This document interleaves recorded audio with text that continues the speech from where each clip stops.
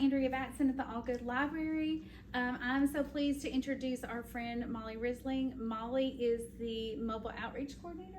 Mobile classroom instructor. Mobile classroom instructor. I completely messed that up with C-Rock at Tennessee Tech, and she's going to talk to us today about keeping our data secure online. So, Molly.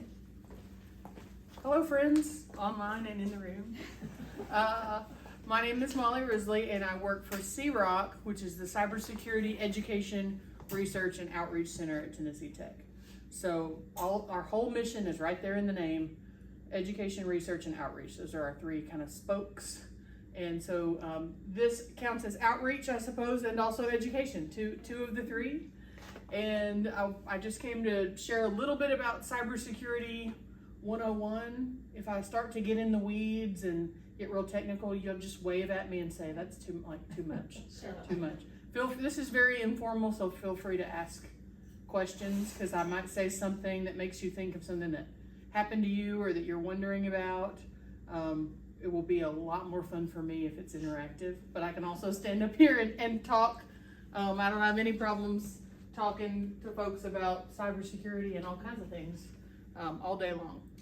But you're already here, so you probably already have convinced yourself that it's important to have some cyber savvy, some skills about you. But these are just some talking points that I start with when people are like, oh, well, I don't really run into cyber problems in the line of work I'm in. They don't really know why they need to be up on the latest scams and tricks. So I usually start with this. The money is a big one. So Americans lost a little more than, or a little less than $10 billion to financial scams last year, which is up from the year prior. That's more money than ever before. According to the Federal Trade Commission, 1 in 4 Americans reported losing money via some sort of scam in 2023. That data hasn't come out yet for 2024, but it will shortly. And the average that cost those folks was about $500. So some more, some less. Here's some good news, is that people think that the baby boomer generation are the folks who are most likely to fall for these types of scams, but actually a report by Deloitte and Company tells us that it's Gen Zers, those kids who are a little bit younger than me, a good bit younger than me, who were born between 95 and 2012. They are falling for online scams 3 times as often as baby boomers. Unfortunately, boomers. Are they using it much more, probably? So yeah, so and they're much more. They think it's the norm. Right. And so their antenna are not up. Sure. It does say most of their accounts, they do almost everything online. Exactly. So all their, their banking, they're paying their bills, keeping up with their credit card balances. They do all of that online, and because they grew up with it, they trust it more. They're not as skeptical. And those of us who are older are a good bit more skeptical. Now, some people are skeptical to the point of, I don't even want to try it because I might break it, right? And so what we're trying to do is bridge that gap between, let's not go all in and trust everything online, but let's not stay over here and only do pencil and paper, because there are a lot of organizations that are moving things online, and you kind of have to get on board for better or worse. I will never forget how disappointed my dad was when his bank stopped sending him the pictures of his checks that he had written throughout the year, because that's how he went through and double checked, right, for taxes. And now you have to do all of that online, and so you kind of have to have, even if you still write a lot of checks and don't do a lot of online banking, the banks, to save money, have gone to some of those online paperless models. So there's some of that has to happen. All right, so it's important, and we're going to start with the really basic ways to protect yourself is longer and stronger passwords. So most places that are tied to anything financial, banking, credit cards, anything. If you are like having to pay doctor's office or medical bill through an online system, anything that's going to require a good bit of personal information, so things like your social security number, very detailed personally identifying information, or financial information, they're probably going to have a requirement for a password that's 8 characters or longer. The longer you make it and the more varied your characters are, the better. So a lot of people will say to me, oh, so many passwords in so many places, or these places make me change my password every month or every 3 months or 6 months. And that is a frustration, and I understand that because I'm right there with you. So one thing that I did, I am a big fan of the television show Friends. I recommend you pick something that is, relevant to you personally. But every episode in the television show Friends, which ran for 10 seasons, so it's like, I don't know, 300 episodes maybe. They all the episode titles start with the words the one with the chick and the duck, the one in England, the one with where Joey doesn't share food. Whatever it is, it always starts with the one with. So because that's one of my favorite television shows, that became my common passphrase. And then I add something to the end that will help me remember what it's for. So for example, I don't know if you can check out books online here at the Algood Library, but let's pretend you can. So if my Algood Library password, instead of a password, it will be a passphrase. And it would start the one with, and it might say the one with books, or the one with the Algood Library. That's really long, but if I always start with the same passphrase, and then I think about where it is I'm logging into, that's a helpful way to come up with a big long password that's hard to crack, but that's easier for you to remember. Another trick that I do, I'm giving you all my good tips, so please don't try and hack me anywhere. All right, but the easy way to get your multiple different types of characters in is to look for letters that can be replaced by numbers. So a lot of times, if I have a letter E in something, as in the one with, you'll notice there's an E here, there's an E here. Okay, those might become the letter or the number 3, which looks like a capital E but backwards, right? Anytime I have the letter A, a lowercase a, you can easily turn it into this the at symbol. And then an uppercase I also looks like the number 1 or an exclamation mark. So those are some kind of cheat code type things to get those different characters in your password to keep it varied. That make sense? Anybody got questions? Are you going to talk more about passwords? What do you want to know? Password management. Okay. You know how there's like, I'm going to say one that I've heard of, Warden, to manage passwords. What are the thoughts on something like that? I've not done it yet, but I'm thinking about it. So I'll say this, I like the kind of computer I have obviously is a Mac. That's a personal preference. Some people like PCs, but there are different types of internal, like keychain password managers within the types of, I use Google a lot, so Google has its own password manager and linking across devices because my phone is also Apple. I like those internal password managers, so if your device or devices has one of those are usually pretty good. As far as third-party password managers, I haven't used them personally. I know there are folks that do, and I would say, this is getting recorded, so I have to be careful. But to some extent, those are as safe as if you wrote them down and hid them somewhere that only you can find in your house. So because they're online, they're still susceptible. There's pretty good security systems built around most of those because that's what you're paying them for.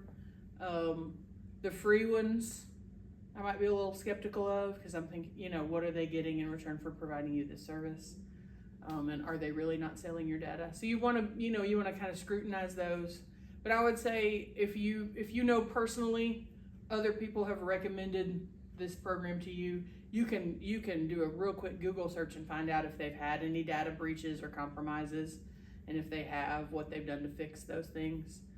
So a little bit of research, and then maybe you can decide, what's the best move forward for you. How do those actually work? For example, the independent password managers. I mean, how do they actually?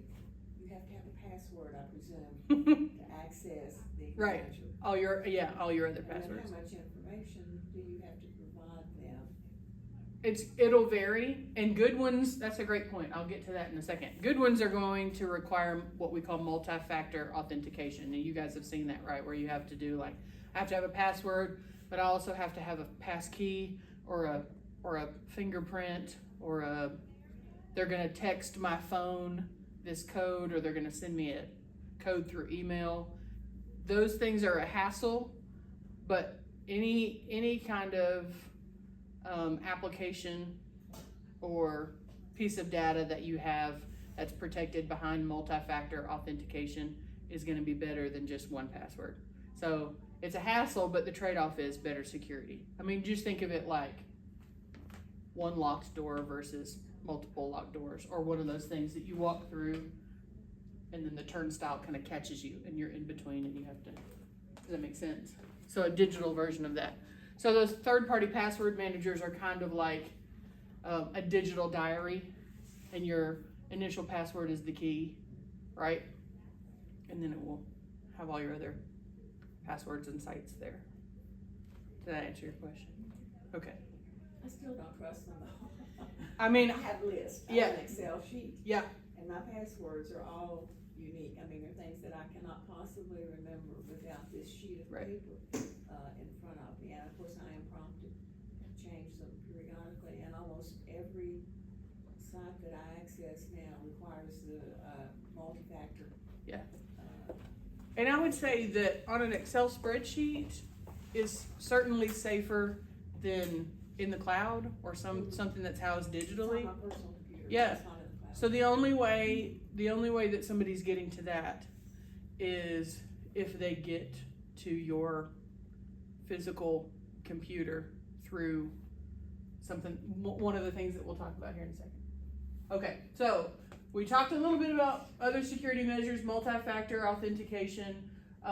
When you are browsing online, doing some online shopping, you're just on the internet in general, whatever, I don't know, reading articles or playing games or hunting a new recipe or on Pinterest or whatever it is, you want to make sure that you are using a secure connection. So HTTPS, Hypertext Transfer Protocol Secure, and especially you want to make sure this is in place if it's a site where you're going to spend money. Okay, so anything that's shopping. A lot of times, I don't know if you all do any kind of shopping through social media, but sometimes those deals come up and they look too good to be true, right? It's like I hear my mom's voice in the back of my head. If it looks too good to be true, it probably is. So a lot of those sites end up being from third world countries and maybe not legitimate. So you want to just be really careful there. The other thing that's really important that a lot of times people forget is to update your software and applications regularly. So that's both on a smartphone, tablet, computer, any device that's connected to the internet. Sometimes they'll prompt you and you'll have a little, I don't know, like mine has a little red number up in the corner, like almost like an unread email, and I'll go to it and it'll be a system update. Or sometimes I'll open like a game to play on my phone and it'll say, you need the newest version, like update to the newest version. You want to do that because generally what that means is that someone with that organization has found a bug, or a bug has been reported by users and they've had to go back to the code that writes the program and fix the bug. Financial institutions hire people that we call white hat hackers, or officially, their official name is penetration testers, pen testers. And so they will intentionally try to break a system. All of your major credit card companies have these people on staff who are trying to, get to consumers' information, because if they can get to it, some external threat actor can get to it. They want to find the problem, patch it, make it so that no threat actor can get to that information, at least not that pathway. So they'll fix it. And so those updates are really important. And that's kind of it seems like, oh, of course, like that's a no-brainer, but it's one of those things that people, get busy with life and you don't think about. So I want to talk about some of the common scams that we're seeing. Between 90 and 95% of all cyber threat at all levels comes back to phishing. Comes back to somebody opened an email and clicked on something they shouldn't have. Most recently, we had a hospital group about this time last year. I won't say which one, but a hospital group in Middle Tennessee had to go back to paper charting. So I have any nurses or doctors here? Yeah, okay. All right, so you think about somebody who's younger than me, a brand new nurse, they don't know. They've never done paper charting. All right, so the whole hospital for not quite 3 weeks had to revert to paper charting because some hospital employee had accessed their personal email on the hospital server. So whether it was through their phone or whether it was at their desk, at a computer or whatever, and had gotten one of these emails that looks like a legitimate source. Third-party doctor's office from somewhere asking for a patient's files to be sent over, or acting like they're sending a patient's files from another hospital or clinic or imaging center. And so some doctor or nurse clicks on the file thinking this is my patient scans. And then all of a sudden we've got ransomware running throughout the hospital system. And if the hospital system, it's unlikely that it would all run off the same server, but if it gets to enough servers, if it can get through firewalls and they have, let's just say, surgery has its own server and the ICU has its own server, there are walls in place to prevent that data from one from corrupting the other. Sometimes they get through. Sometimes the security is not tight enough. And so in this particular case, several servers with patient information were affected. And ransomware is just a malicious software that goes in and encrypts files and then says, here's how you pay to get your information back. Right? It is what it sounds like. It's software that's malicious that holds your data for ransom. And this ransomware is probably the category of malicious software that is on the rise and becoming more and more diverse. So when I talk to people who are thinking about cyber as a career, I say, please come on board. We need people who think about problems from all different perspectives, because the threat actors are certainly, creating new and varied ways to get at our information. Okay, so other types of scams, and this one's on the rise.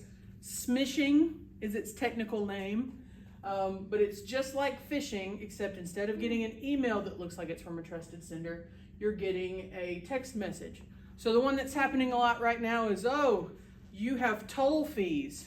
You have run through a toll and you owe us this money and you have this many days to pay it. Here's the link. First of all, no legitimate.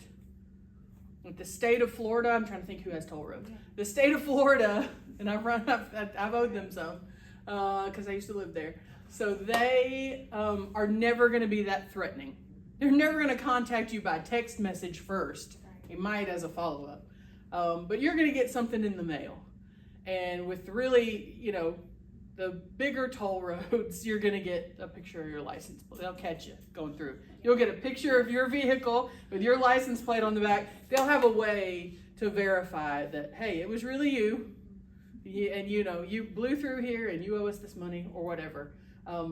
They're going to be much more formal, and they're not going to be so threatening sounding. So if you ever get an email or a text message that's after money that looks legitimate, but the tone of the email sounds very threatening, that's almost always a scam, and that's a good tip off. Spear phishing, those are emails that look like they are coming from a trusted sender. So the difference between phishing and spear phishing is phishing, you might get something that looks like it came from your bank, or it looks like it came from your credit card company, or the electric company, or the water company. Spear phishing is even more targeted at you, and it looks like it may look like it's coming from your boss, a singular person that you know, your boss, the preacher at your church, a relative. Those are becoming, they're not as high volume, but when people get trapped in these, they usually lose a lot of money.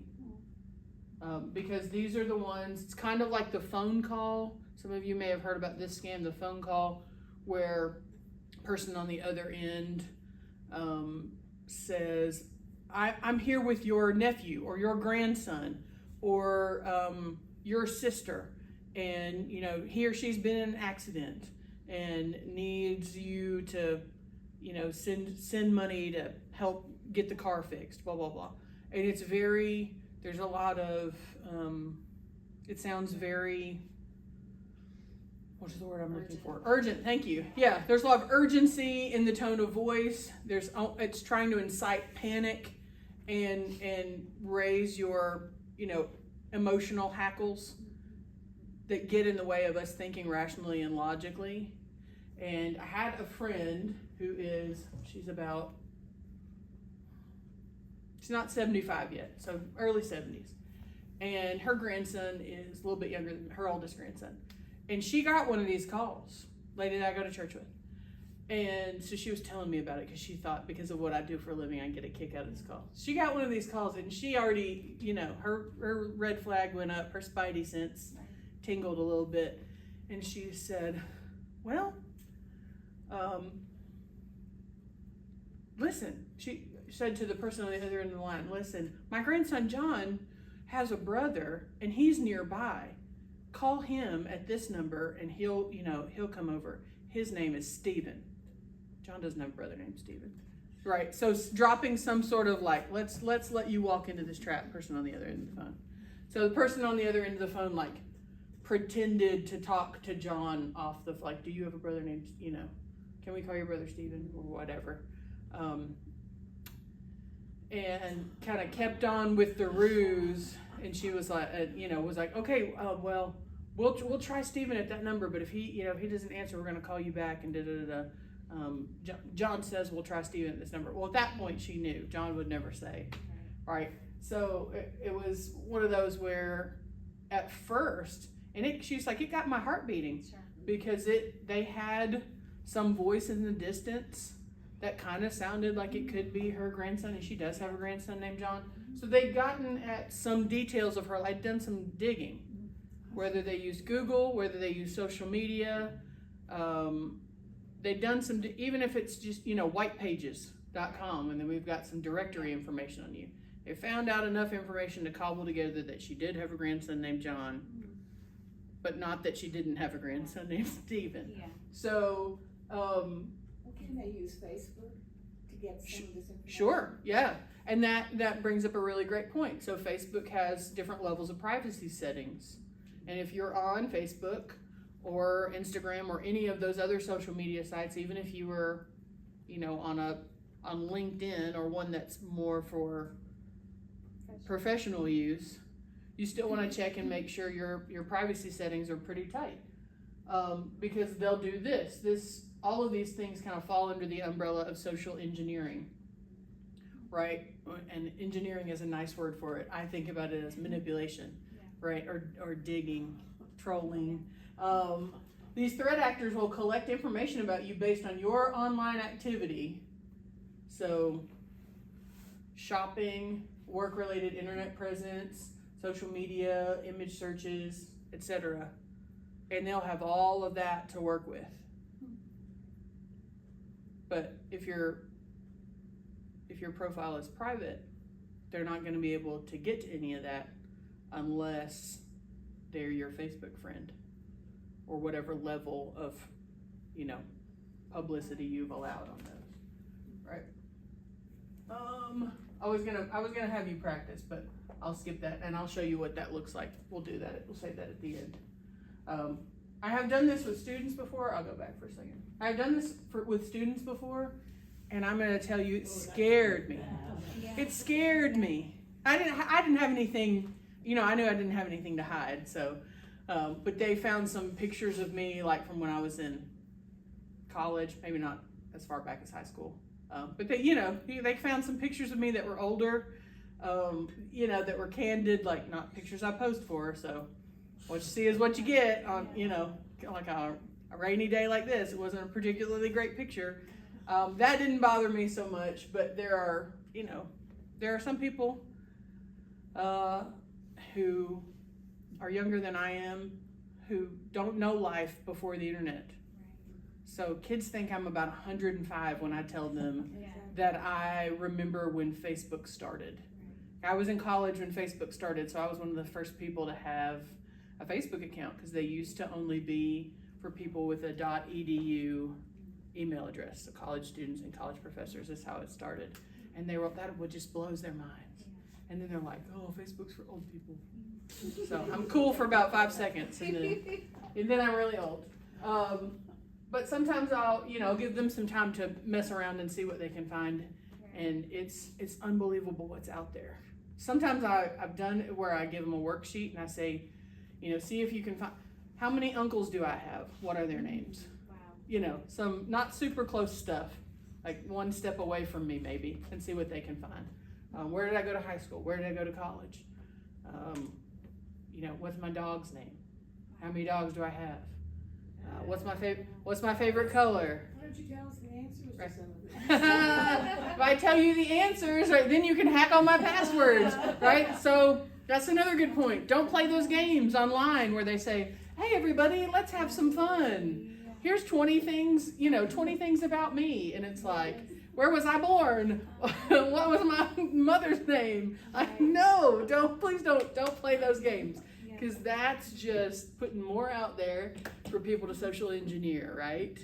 So be really careful on things like that. That just seem, your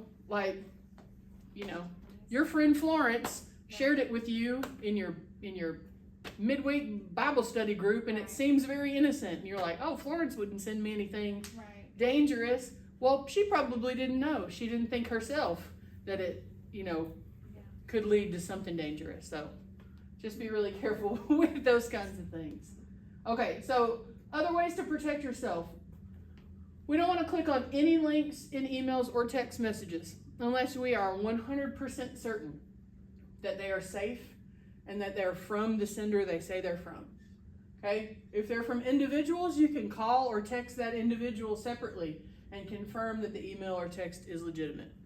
Okay? Especially if it seems shady to you. Always have that. This is the advantage, right, that those of us who grew up pre-everything online have over younger folks, is that sometimes things just seem not trustworthy, not quite right. Can you put your cursor at the end of that it shows, and it will give you the rest of the... You can, right here. But you got me already. She's on it. Yeah, hover your cursor over suspicious links. So if the link in the email doesn't match what the body of text says that it is, if it says, click here to pay your toll on the road you didn't drive on, right? And you hover your cursor over that, and it's like, I don't know, Nigerian Prince bank account. I don't know. That's another scam for you. But you'd see if those things don't match, that it's definitely shady. You want to check carefully the sender's email address for misspellings. This is actually an activity that we do with middle schoolers. I give them a fake email, and they have to pull out the things that don't work And one of the very first things is, the email is from, let's see, Andrea Batson at Outlook with an extra K and the number 4.com. Right? So it's just one extra letter and one extra number. If they're not being very detailed in checking that, they would go, oh, their eyes really quickly would go, oh, Outlook, that's legitimate. AOL, too many A's, things like that. They will do that. Those domains have been set up intentionally by threat actors. Goggle, Really? right, instead of Google, right? Because the O's and G's, lowercase O's and G's, really similar, like one, tail, no tail. You want to beware generic greetings like dear valued customer or dear ma'am/sir. They may look like they are from your financial institution, but your financial institution should know you, at least enough so that if they're sending a form email out, someone on their team has formatted it to insert your first name, right? So this is almost always going to be a trap. And we talked about hovering the cursor. So these are places that I use, me personally. The top one, Snopes.com, is great not just for checking to see if something is a scam, but also checking your news stories to see, here we are in 2025 and our mainstream media, it's really hard to teach students how to be, how to sort out what's propaganda and what's factual, because our mainstream media doesn't even do that well. And so you can take a link from a news story. You want to be really careful not to click on a link if you're trying to copy and paste it into somewhere, or you can just describe, like, if you got an email from US Bank and they want you to reset your password by clicking on a link. You can go to Snopes.com and go, usually you can put the date or the month. So if you got it this month, May 2025, US Bank, password reset email, some keywords like that, and put it in at Snopes.com, and it'll pop up for you. It's much easier to tell if something is a scam than if something is real. Does that make sense? Yeah. It's much easier to disprove the fake than to affirm the real. So Scam Advisor is another one that's really good. And then the USA.gov scams and fraud, so far, it's still a valid place to report scams and to check and see if something that you've been sent via email or text message is a scam. Even the phone call things, like I was talking about the phone call my friend got from someone who was supposed to be with her grandson. So those are just some basic resources. And then of course, my people at C-Rock here in town at Tennessee Tech, happy to help folks, especially if we can help you walk yourself out of something you might have accidentally gotten into before any money or data changes hands. So if you want to talk to real people, you can call us. I have one question. Yes, ma'am. How quickly are these sites updated? For example, if I were going to check for a scam, I probably wouldn't wait 2 months before I would check. Yeah, no, I use this one's every day. Every The day, one, okay. yeah, Snopes, and I would guess, the government site is. That's my question. Is the government site worth anything? We won't know. It's here's the best answer to that is the more people report a scam, the more it's widely on the radars of all these groups, I understand. right? So the text message about the toll road, like, people are going to continue to get that. I think at this point it's been on all the major news outlets, like Good Morning America talked about it. So it's definitely here. So these two are independent and have active researchers working for them. This one relies on people reporting things as a scam. So So Molly, who Yeah. is scams and fraud, like through the government, what department is that through, do we know? I'm looking real quick. That's a great question. Yeah, and I would guess, I'm just, I would guess Homeland Security, okay, but I don't know that that's right. okay, this says, US General Services, that's GSA, General Services Administration? Okay, Okay, just wondering. which is probably under, I don't know. Well, I think the difference is gonna be, are we after information or are we after money? So that's kind of how scams kind of branch off into a tree. If we're after money, that might ultimately be like under the treasury, right? Because if scams work their way from individuals to organizations, and organizations have contracts with the government, and security is creeping this way, or potential security flaws are creeping upward, they're gonna want that on their radar. Data, and they probably both are gonna be reported to CISA. So there's now an arm of the federal government that deals with cybercrime. CISA is a great place to look. Let me see if I can do that really quickly. Molly, did you already talk about, when I was out of the room, did you talk about, being on public Wi-Fi? Is that? Only as far as saying that you don't want to shop or release personally identifying information unless you see that HTTPS secured. So like here, I'm trying to get on the Algood library. Right, while I'm here at the Algood library and I don't see any threat actors, I'm still probably not gonna do my online banking from here, right? Right. But some people, like, you would not believe the people that I walk behind in the Starbucks who are, checking their Citibank. All right.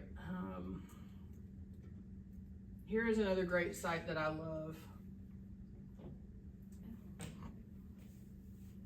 Have I been pwned? So pwned, PWNED, is a place where you can go to check and see if your email has been compromised. You put your email address in here and they're scanning, oh my goodness, they're scanning everywhere. So online or spam bot accounts, like the dark internet, Yes. lists of email addresses that have been sold, sometimes with, sometimes without your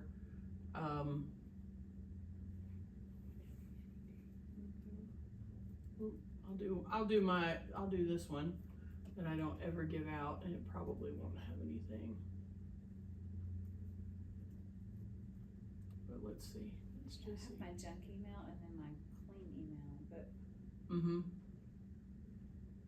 ooh, my clean email's clean, it's good. I'm afraid to look. What do you do if it does? Cause there's so many passwords to change. Oh my God. I'll Yep. stress out later. So that one's good. All right. I don't have internet. I know. I don't have internet. Here's another. Two. All right. So CISA. This has got a lot of information about. The CISA is Cybersecurity Infrastructure Security Agency. I'll just go to their homepage. But on CISA, man, you can report a cyber issue over here. You can, if you click on free cyber services, there's a list, right? And some of these are for businesses more than they are for individuals. But if I'm gonna trust anything at the federal government level, I'm gonna trust these guys. Okay, that's CISA. Let's go back to the one before that. What do you do if you have been? If you have been, well, sometimes they will. I wish mine had come up so I could show you. So sometimes when I did my personal, I'll show, I've got one. you've got one. Well, I have a junk email and that one definitely had been compromised, and then I pulled up the library email Okay. and it had been compromised too. But it just tells you to start using onepassword.com. Yeah, that's their Is that their product? That's their product, but it's pushing you to redo your password and create a unique password. Do what our friend already is doing here and like have a unique password for every different thing, which I don't do. Like I tell people to do it, Right. and I'm honestly, it's do as I say, not as I do. Right. But it's gonna want you. Now it depends on the severity of the breach, so it'll tell you too. Like my personal email one time came up on there, and it had been in a breach with TJ Maxx. Well, it was yeah, and that was a well-known TJ Maxx breach because TJ Maxx had contacted me already by email and said, "We are so sorry." It wasn't money. It wasn't like anything monetary, but your information, whatever information they would have gathered, probably my name and phone number and email, to be in the Maxinista, Max Rewards member, whatever. A lot of those rewards member type accounts are sort of notorious for getting compromised, and so now that's what I use my junk email for. If I really need 30% off real bad, you can send it to me at this other email address that's not attached to anything. So I have a whole separate email just for the purpose of freebies that I check once in a blue moon, that doesn't get mixed in with my real email, my good email, if that makes sense. Other questions? Anybody? Does a VPN, does that help anything? Yeah, VPN's great. No, VPNs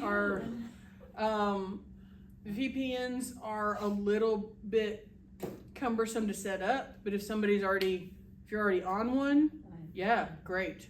What does that mean? Also, VPN, so virtual personal network, virtual private network, and it basically separates. It's like adds a wall of protection between your server and your online searching, online work. For sure, people have to do that, like if you were a government contract employee, but you were allowed to work from home. So anybody that I know that works at Oak Ridge that has access to their project work from home would have to VPN and would probably take, it's not as clunky as back in the day when we had dial-up and we had to wait for the system to, but sometimes they're a little bit, there will be multiple steps. There's certainly multi-factor authentication to get in and those kinds of things. Here's another, I pulled this up on just good old regular Google Chrome, but there are lots of browsers out there that are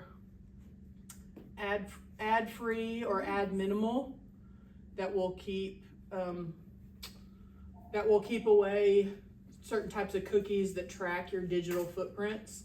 Nice. So I use this is coming up because I use it when I go with the mobile classroom and teach kids about cybersecurity on the road.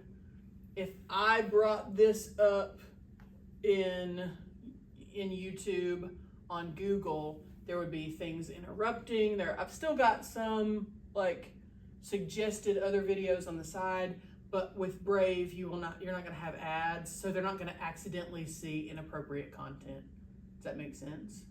So what kind of these other browsers would you recommend? Brave is my favorite one. Okay. Yeah, but there are others out there if you want to poke around and do some research and see what others that are recommended. Actually, one of our student ambassadors recommended this one to me, and he works customer support for Twin Lakes.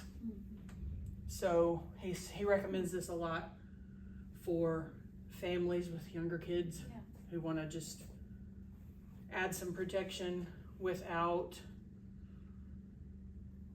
the very, very stringent parental controls that some other things have. This is a good kind of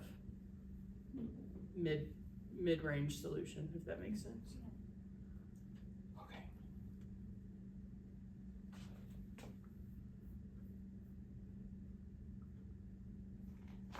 Questions?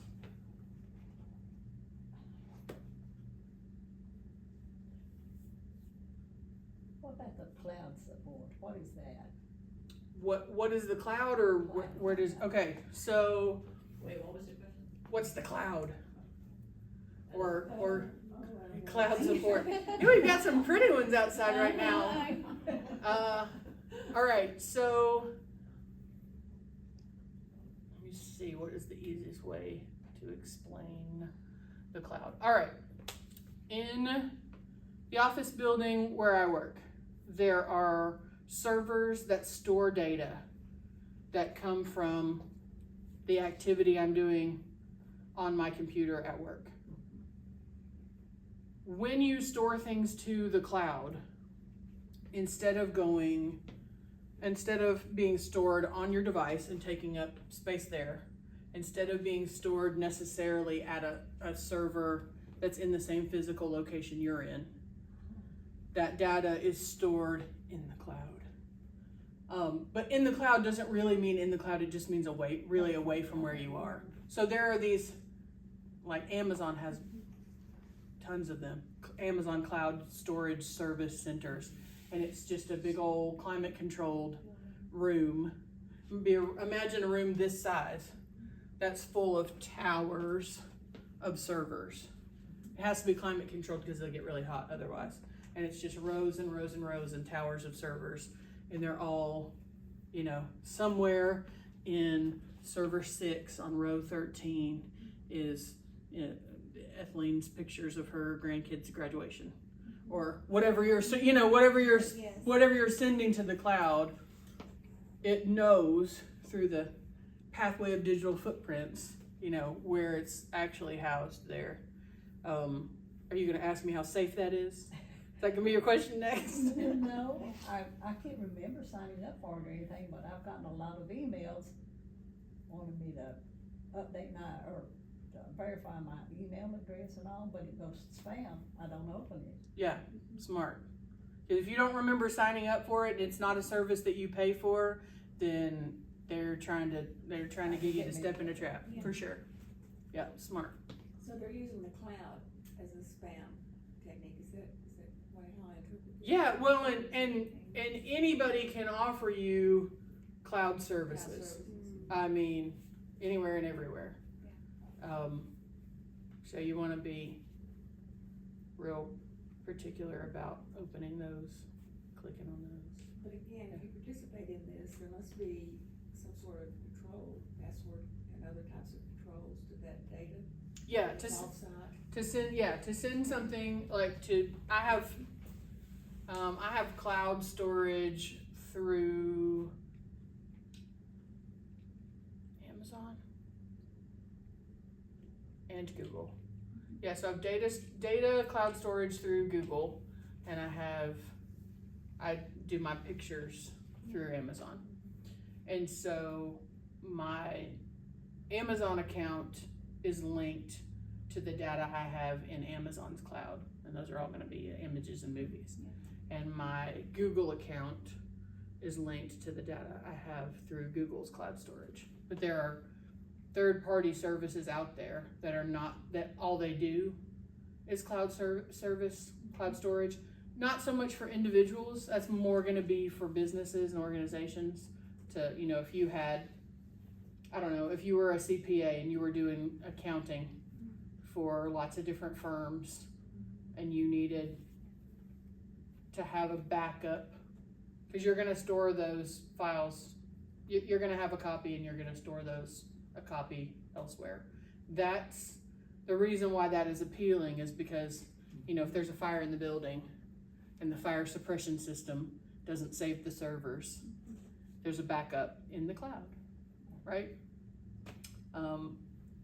My brother is less trustworthy of online things even than I am, and so he always has multiple hard drive backups that are physical. But if he's on the road then one is with him and one is somewhere else. Does anybody have young people in your lives that you are responsible for, or maybe they come to your house and they game, or they even have, okay, because Molly could tell us all about that too. And that's how we first met, because she came to school, was educating the elementary students that were at my school on how to stay safe online. I see, so what is the presentation for the younger, for the students, elementary and middle school? It kind of depends on how old they are. I talk about cybersecurity with kids as young as 3 and 4, all the way through seniors in high school. So the older kids, I talk a lot about social media and gaming, because what we're seeing, one of the best books I've read in the last 5 years is called Anxious Generation. We'll talk about that. By Jonathan Haidt. She knows what's going on, right? Man, it's so. Do you know about the community effort? We'll talk about that when we're done. Okay, we'll talk about after. It's such a powerful book, because it's become a tool for me to go into schools and say, okay, listen, you don't have to believe me, but all the data is here in this book, and here's what it's saying. Girls, the amount of time that you spend on social media is directly related, inversely, to how you feel about yourself. Okay, it doesn't matter if you're prom queen and you have 80 million clicks and likes, or if you are the least liked girl in school. Like, I'm not saying you're gonna feel better about yourself if you have more likes. I'm saying across the board, the more time you spend here looking at your likes or your lack of likes, the worse you feel about yourself across the board. And for guys, it's online gaming. We spend so much time in the virtual world, they don't know how to look you in the eye and shake your hand and act like a human in the real world. They don't have real world human skills. I said to a group of 6th and 7th graders, maybe, I went in the mobile classroom and I said, hello. And I stuck out my hand. I said, fantastic. Now, if you can show up to work on time and pass a drug test, you can get a job in 2025. If you can look me in the eye and shake my hand, show up on time, pass a drug test, and the 4th one is, let's see. Oh, and the 4th one is pick up the phone and talk to someone that you don't know. Yeah. I'm like, this is a phone. It makes calls. They want to. Right. It does so many other things. Before it did all those fancy things, you know what it was for? Calling people. So we talk about that, and so littles, we talk about what counts as personally identifying information. You can tell people on the internet all day long that chocolate chip cookie dough is your favorite ice cream, but you should not tell them your first and last name and where you live, where you go to school, who your parents are, where they work, what your address is, what's your lunch number at school, all of those things, because some of those things by themselves are not going to amount to much, but when you start putting them together, as threat actors will do, as they social engineer and find you in different places, right, then it turns dangerous. And sometimes the kids are actually a little bit more astute than the grown-ups in their lives. I mean, don't you think, Molly? I think. Oh yeah. Oh yeah. I was gonna. It didn't come back up. The video that I had up here initially, that had the sheep in it, is one that I show quite often, because it's there's literally a wolf in sheep's clothing. So it has a kid who's playing games on his tablet. His username reveals a lot about him. It starts out and it's got his name and where he goes to school, the word soccer and a number, which you assume is his soccer jersey number, right? And he becomes he plays games online with his friend who says, I'm Riley, I'm a sheep too. Well, the kids can all see in the video that Riley is a wolf. And so when he says, I'm a sheep too, he zips up this jacket that's like a wool, it makes him look like a sheep, but his face is still clearly a wolf. And we say, what do we know about wolves and sheep? So with littles, I start there and get them to understand that just because somebody tells you something on the internet doesn't make it true. What if I told you I'm in 1st grade too? And they're like, no, you're too big, you're too old. Yes, because you can see me, so you can tell that I'm not in first grade and what I just told you is not true. But on the internet, we can't always see the people we're talking to. So we start with things like that, and then we work up to getting into gaming, certain types of apps, where to go, where not to go. Oh, I also have them. I'll show you one more thing. You got a little bit of time. I don't know if any of you guys are game players or not. I'm not gonna make any assumptions, I don't know. but Personally, You know. but Wrestling does a I lot. play solitaire out there. Uh-huh. That's about all the game, I don't wanna, I'm afraid to download it. I was with some younger people and, I mean, I did not understand their language at all. I had to ask Right. everything, but they talk a lot about VR. mhm. And I'm I feel like they must live in that. Yeah. And I'm like, So- oh, goodness. So VR and so there's virtual reality VR and augmented reality AR.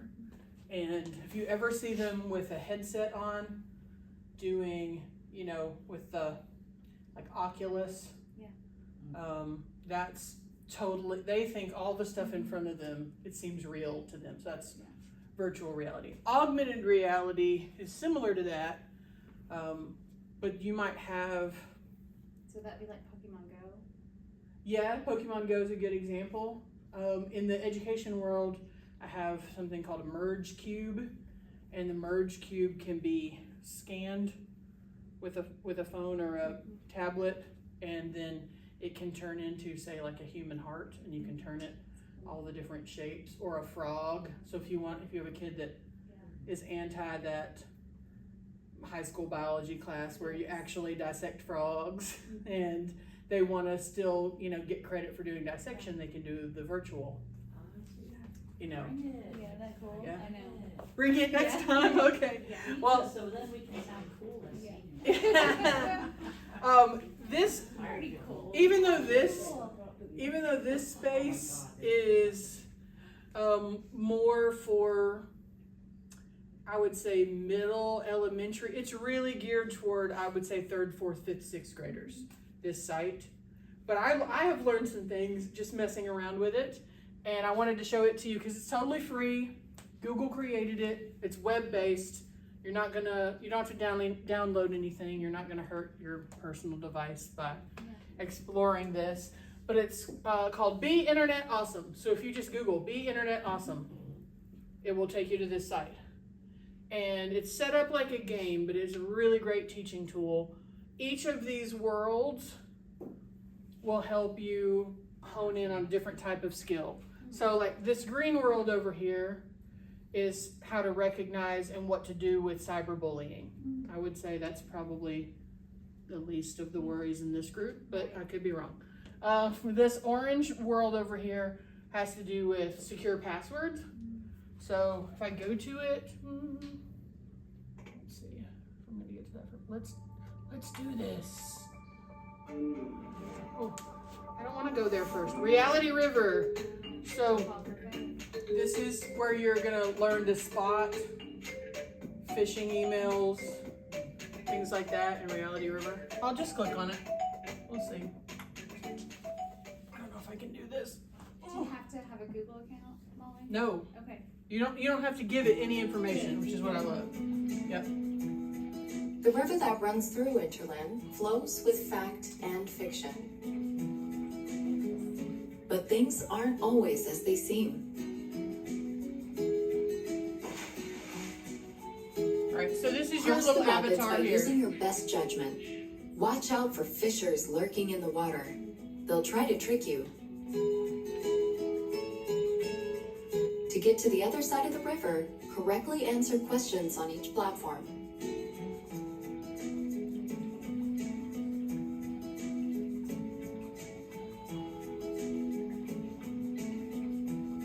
Alright, you get an email with a hilarious subject line that is obviously a scam.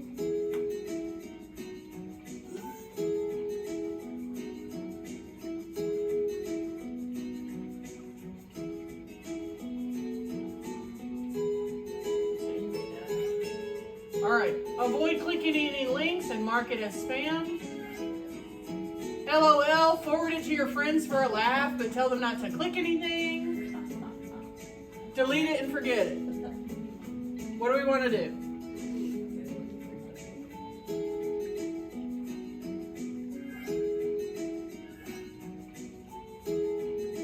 Would you avoid clicking links and mark it as spam? Would you send it to your friends? Or would you delete and forget? Everybody feel good about this choice? Right?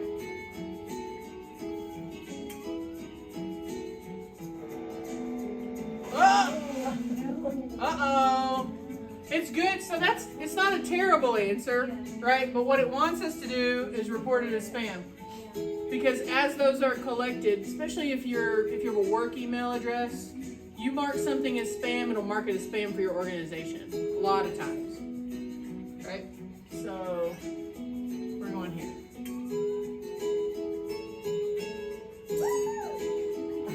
Woo! Right. All right. It's good. It's good.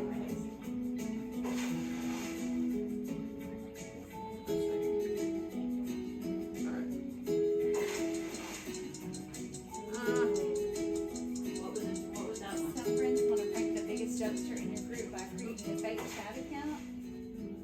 Yep. I'm going to pause the game and go back to home and show you, because we're running short on time. I want to show you another world.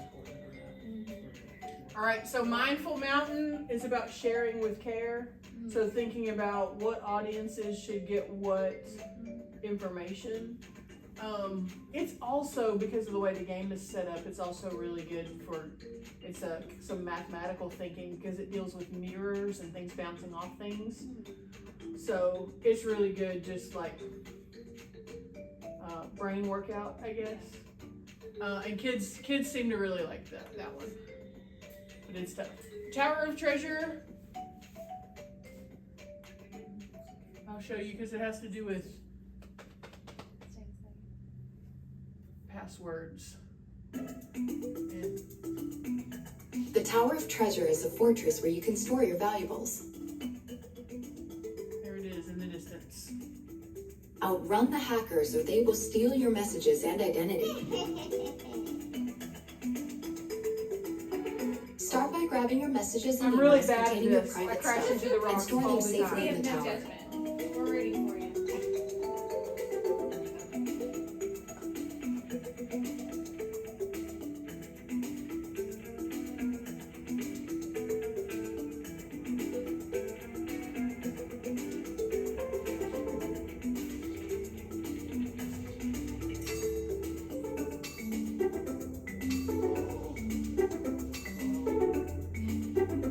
Don't look if it makes you dizzy. You're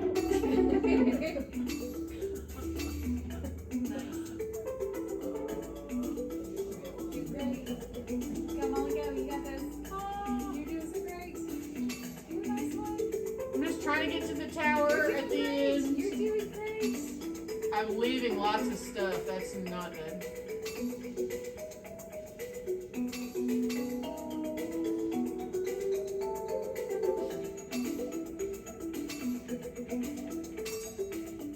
Okay.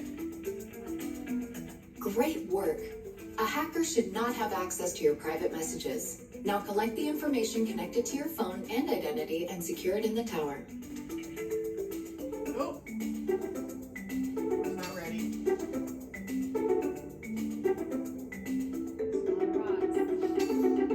See all these rocks they're trying to get me with.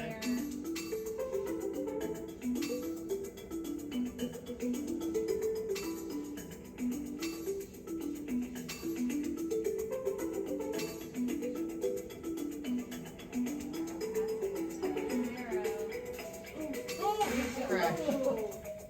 I knew it. And now he's got my stuff. Oh no. So sad. They baited me with that thing right over the big rock. Woo! Just cleared that one. I'm almost to the tower, I think. You're great.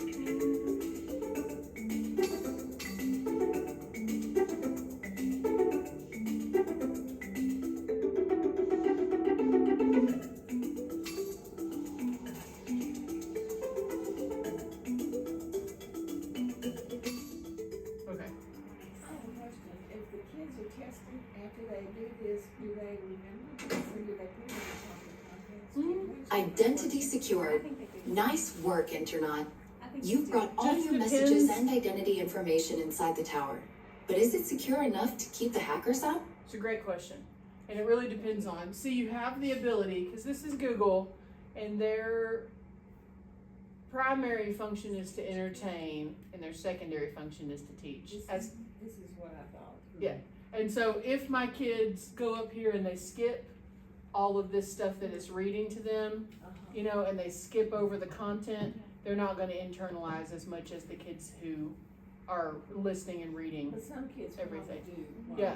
And recall and know how to. And they like it. We have other programs. The Department of Defense has built a program that looks like Minecraft, which a lot of the kids are into. But it's very much this is a teaching tool first and entertainment secondary. Kids don't And so like it as the much. kids don't like it as much as this. Right. But there's really good information in both. There's some overlap, but not a ton of overlap. So this is, when I taught computer science, these are activities that I would let my kids go to when they were early finishers. So when they finished our work for the day, here, can we play games online? Right. Here are your options. These two. And they were like, oh, you know, at Right. first, and then once they had, you know, played all the levels, then I'm like, look, and beat your high score. We always had a high score running for each game. But that's a great question. So this part, this Watch is the out. part A of this hacker one is that I like stealing the your most. secrets. Protect each of your guard towers and the gate with the strongest password, and secure the Tower of Treasure once and for all. So kids have to look at these passwords that they're going to put up and decide which one is the strongest. And they'll start out easy, and then they'll get harder. Repeat password is nothing for my skills. All right.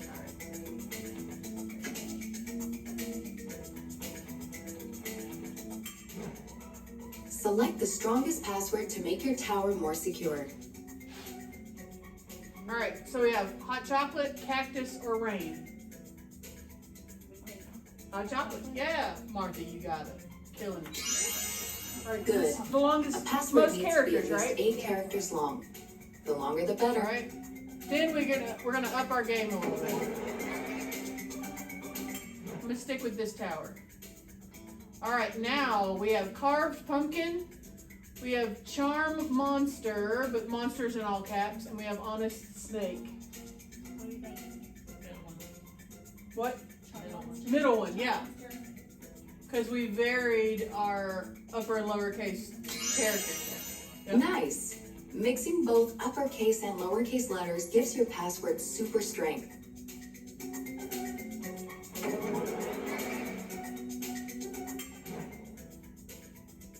All right, now we have royal raccoon with 2 capital R's. We have funny cartoon, but we have zeros for the O's. We have an equal sign and exclamation mark. Or we have bright rainbow, where rain is in all caps. Middle one, yeah. Awesome. The best of the best use numbers and special characters to make their passwords complex. But don't get too crazy. You have to remember it too.